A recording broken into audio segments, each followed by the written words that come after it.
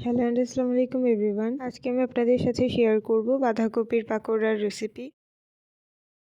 ফার্স্টে একটা বলে নিয়ে নিব 2 কাপ বাঁধাকপি কুচি, 2 কাপ গাজর কুচি,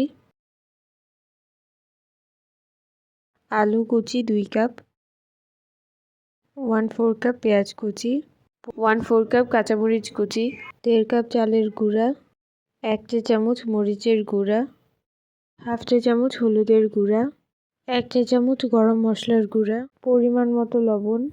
একটু মিক্স করে অ্যাড করব একটা ডিম, আর অ্যাড করব 2 টেবিল চামচ পেঁয়াজের কলি। এখন সব কিছু ভালোভাবে মিক্স করে নিব।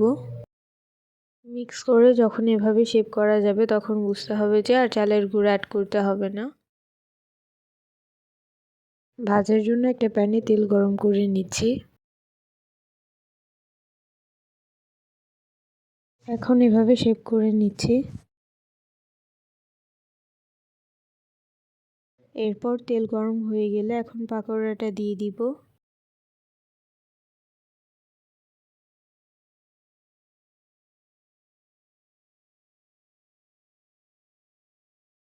ভাজা হয়ে গেলে নামিয়ে নিব। সো খুব ইজিলি বানানো হয়ে গেল বাঁধাকপির পাকোড়া।